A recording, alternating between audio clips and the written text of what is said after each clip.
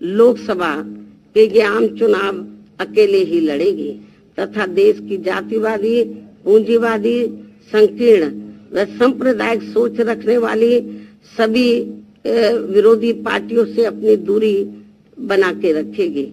अर्थात हमारी पार्टी यहाँ किसी भी गठबंधन व पार्टी के साथ मिलकर ये चुनाव नहीं लड़ेगी। बसपा सुप्रीमो मायावती के लोकसभा 2024 के चुनाव में अकेले ही मैदान में उतरने के इस बयान ने देश की सियासत में गर्माहट पैदा कर दी है। मायावती के इस ऐलान के बाद समाजवादी पार्टी से लेकर भाजपा के रणनीतिकार अपने अपने नज़रिए से सियासी आकलन कर रहे हैं। हालांकि जानकारों का मानना है कि मायावती के अकेले चुनाव लड़ने से पार्टी को लोकसभा में सीटों का कितना फ़ायदा होगा यह तो परिणाम ही बताएंगे, लेकिन अपने वोट बैंक के लिहाज से मायावती ने अकेले चुनाव लड़ने का ऐलान कर खिसकता हुआ जनाधार बढ़ाने का प्रयास किया है। मायावती के इस निर्णय से बसपा को कितना फ़ायदा होगा या कितना नुकसान होगा, इसी को जानने के लिए ICN नेटवर्क की टीम ने बहराइच की जनता और राजनीतिक विशेषज्ञों से बात की।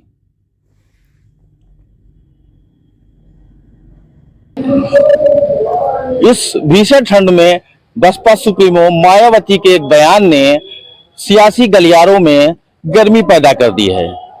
मायावती ने ऐलान कर ये कहा है कि हमारी पार्टी अब किसी भी अलायंस के साथ समझौता कर चुनाव नहीं लड़ेगी। आने वाले लोकसभा चुनाव को वो अपने दम पे अकेले लड़ेंगी।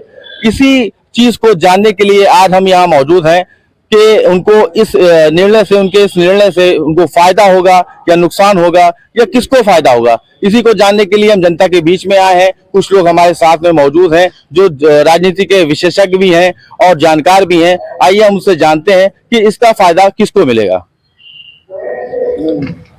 जी भाई साहब, क्या नाम है आपका? दीपक सोनी दाऊद। क्या लगता है मायावती के इस निर्णय से किसको फायदा मिलना है? मायावती को मिलना चाहिए। अच्छा, क्योंकि कम से कम अब अगर जो देखा जाए तो इंडी गठबंधन और भाजपा के फायदे की आप बात कर रहे हैं, तो भाजपा के फायदे और नुकसान की कोई बात ही नहीं, क्योंकि एक सिलसिला रामायण का चला था जो 22 जनवरी को पटाक्षेप हो रहा है। और अब जो इंडी अलायंस है ये हम द्वापर के महाभारत युद्ध की स्थितियों पर आ रहे हैं और महाभारत जो होने वाली है वो देख लीजिए आप, सब एक हो रहे हैं और इधर मोदी अकेला, भाजपा अकेली।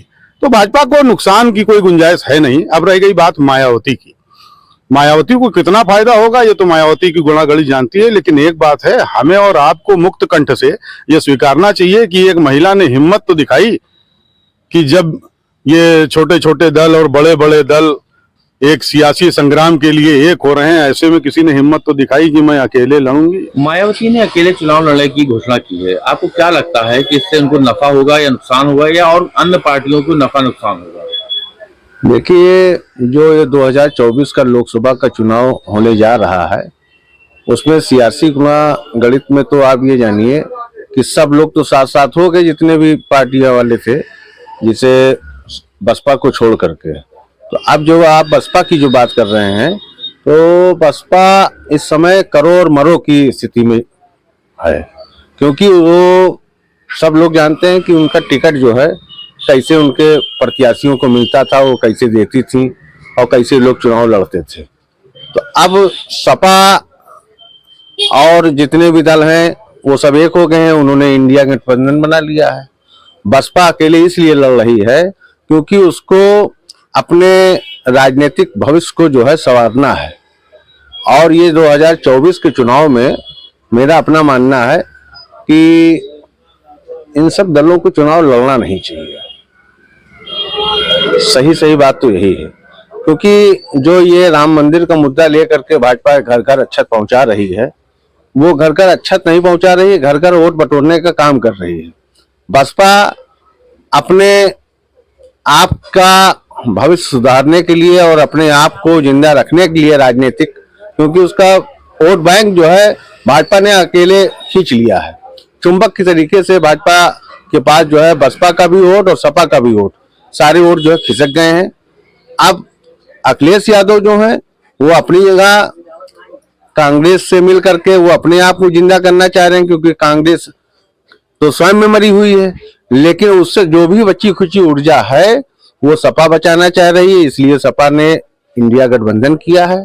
और इधर मायावती जो है अकेले चुनाव लड़ करके सिर्फ अपने आप का राजनीतिक भविष्य और ईडी और उससे जो है बचने के लिए ये सब काम हो रहा है। मेरी समझ से तो ये मायावती जी को नुकसान होगा, क्योंकि ये जो उन्होंने निर्णय लिया है अपने वोट बैंक के लिए, वो 2014 से इनके जितने भी वोटर थे वो सब बीजेपी में चले गए। मोदी जी के आने से, मोदी जी हैं हमारे, योगी जी हैं, उनकी वजह से सब वो उधर चले गए।